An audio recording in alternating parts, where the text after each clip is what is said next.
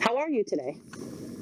I'm good. Good. I called up the wrong number by accident and talked to some angry guy on a lawnmower for a second before I talked to you. That's been pretty good. Well, he'll get over it. Yeah, exactly. It's a very obtrusive thing to call a wrong number. Well, that's because I think people don't call each other on the telephone like they used to. Everything's text or messenger or some kind of app to communicate. So when your phone rings, I think a lot of people just get irritated nowadays. That's fair. Yeah, that happens to me as well.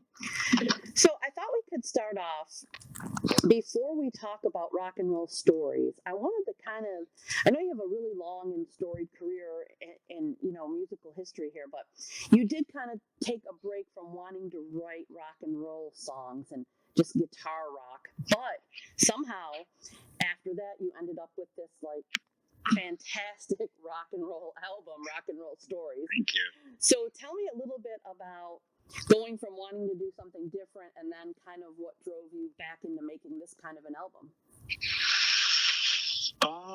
Part of it I think was location. I think I moved to San Diego, California in like 2011. Mm-hmm. And I had grown up in the Northeast my whole life. I was pretty much, raised in Vermont and then like upstate New York, where it gets cold and, like the seasons are very, clear, and there's maybe a darker time in the winter and coming out of it sometimes.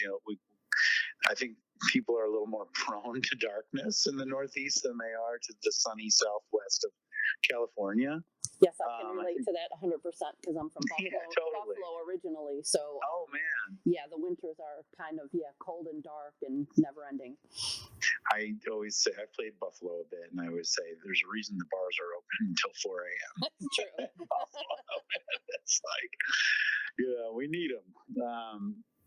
But yeah, so I think definitely that was like a big part of it was just location and moving to San Diego. I was right next to Mexico, so I'm like, I remember just for the first year just turning on the radio, which I'm not a big radio star, just hearing like the reggaeton grooves and like, just this other music and wanting to open up to something different.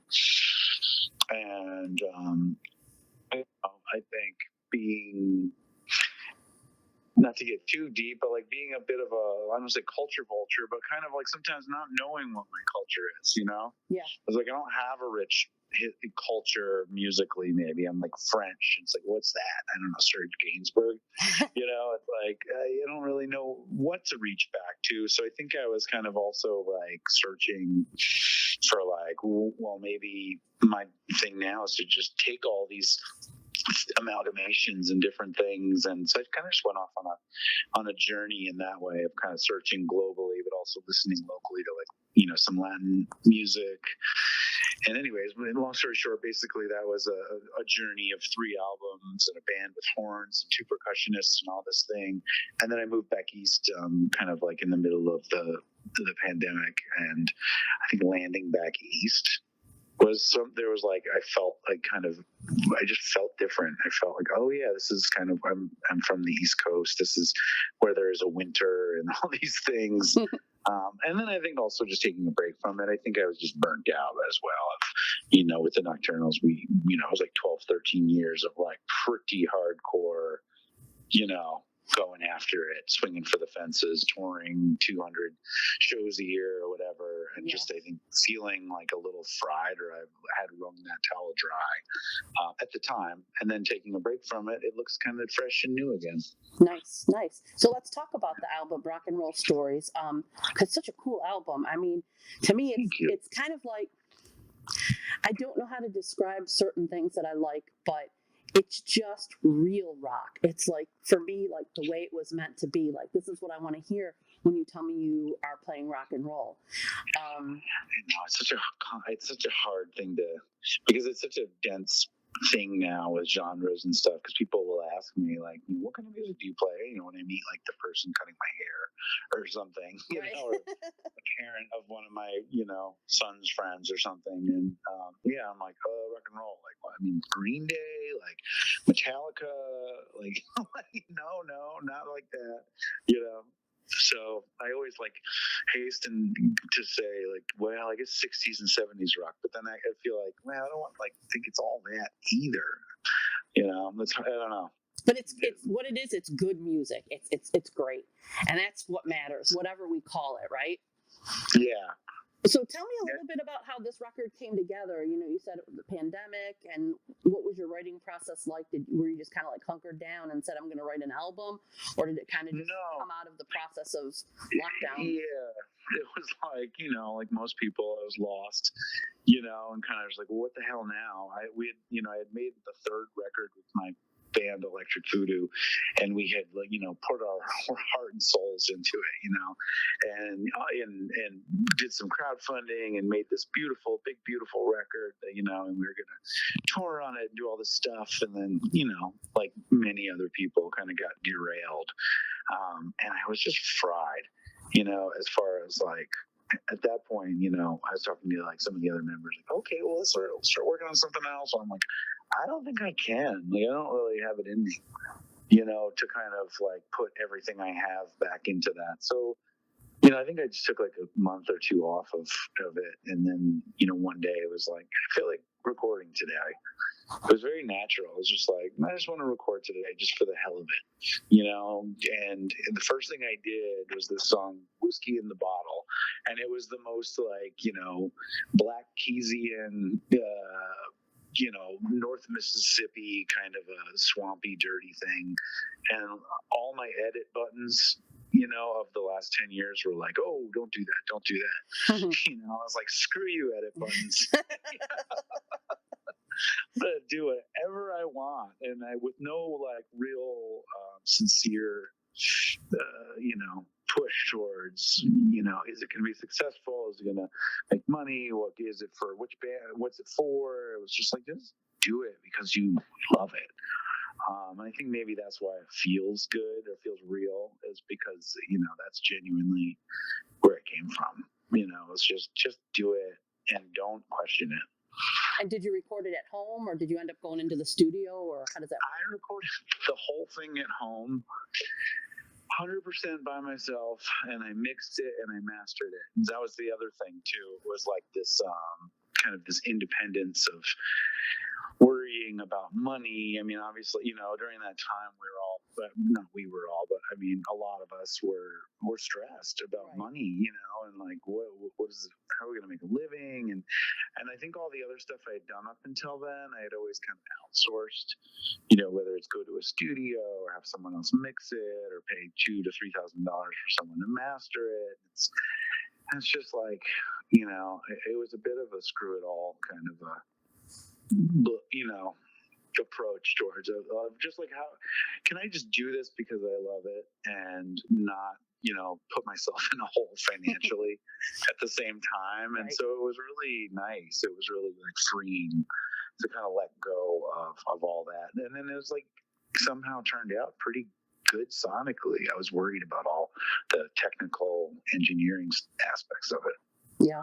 I think sometimes people get caught up in that and they worry too much about it. When definitely. When from a non-musician's point of view, just from an average listener's point of view, it's like, just play it, man. We love it. Just let it go. You're so 100% right, and it's taken me so long to see it that way. And I feel like in the last couple of years, and I help other people sometimes with songwriting, and I'll say that often, just like, no one's thinking about it as closely as you are, or 98% of the world is like not listening to that, and the other 2% are engineers, like totally, you're totally right. But it's hard for us deep musicians. It's easy for us to get caught up in all the nuance. Oh, I'm sure. Now, did you have a band playing with you on the record? Did you have other guys coming in, or how did that work? No, I just did everything myself. Wow. Okay. Awesome. Yeah, I didn't really have an option to. It's like I moved to the East Coast and I didn't really know anyone yet. So big came out of that. And then I have like a small, you could call it a studio, but kind of like a large room with all my stuff. And I'm just a bit of a, I just love it all. I have basses and keyboards and a drum set, and I take pleasure in all that stuff. I've slowly acquired it over the long journey, the 28-year journey I've been on with this stuff. Sure. Now you've got some shows coming up. So do you have a band set up to come with you out on the live date? Okay. Yeah, and I have a great band that I've found in where I am now in Maryland. I met the keyboard player, this guy Bronson Huber, at a festival that my old band Electric Voodoo was playing. So he was the first person I met, and he's phenomenal. Jazz, classical, improvisation, wonderful player. He's played in a lot of blues bands, touring blues bands and stuff.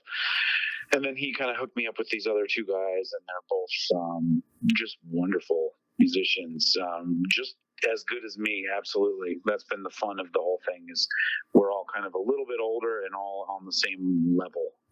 And I've been in a lot of good bands, but I've never been in a band where each member is kind of equal skill and ability. So this stuff was born of a place of just isolationism, but now I do have a wonderful group of people who bring their own thing to it, and I like to allow them to bring their own personality into it. It's great.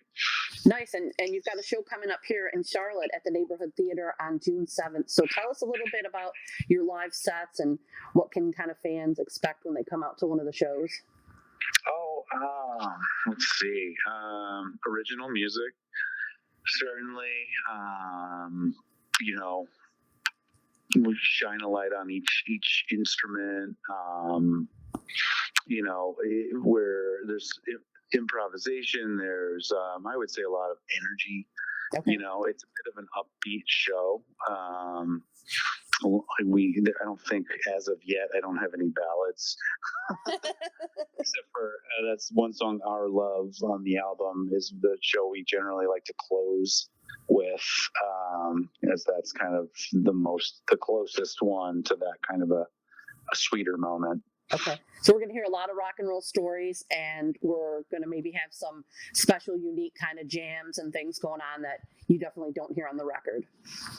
Yeah, for sure. I mean, we play close to a 2-hour show. So yeah, the record's only 50 minutes. I mean, we stretch a little bit from the versions of the record. I mean, we keep it pretty close, but some stuff, breathes a little bit live. But honestly, actually on top of that, we have, I played 2 songs from my band Electric Voodoo.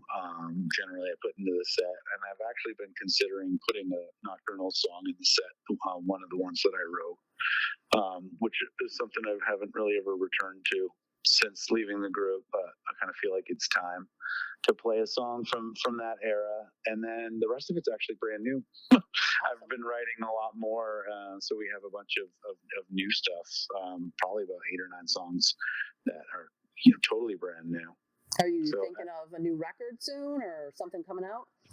I've got 2 new records I need to record. Yeah, one is going to be totally acoustic, stripped down, and I'm going to record it to a 4-track tape cassette recorder, and I want to do it all outside. Ooh, okay. It's kind of a weird approach to an album, but I thought it'd be cool. It's kind of in if you ever listen to Bruce Springsteen, Nebraska, it's in the spirit of that kind of an album, and then more of a traditional record with kind of like, I would say, more of the direct lineage from rock and roll stories. And that one, I want to do it a little different this time. I want to bring the guys into an actual real studio and try to capture a little bit more of like a human, live in the room kind of togetherness, which will be cool because that'll be the opposite in a way of the way I did rock and roll stories, which is always fun as a musician and a record maker to kind of go to zig and zag like that. Yeah, it sounds amazing. I can't wait to hear both of those new ones when they come out. Yeah, got a lot of work to do. A lot of stuff coming down the pipe for you, but we're looking forward to the show in Charlotte. And I hope everybody gets a chance to not only listen to Rock and Roll Stories, but to head out to the show, because there's just nothing like experiencing the music live, to get that vibe going. Yeah, rock and roll is still alive and abundant and out there. It's just, we just need an audience to make it real. So, music is not dying. Absolutely not. Thank you so much for taking the time to chat with me today, Scott. My pleasure, Chris.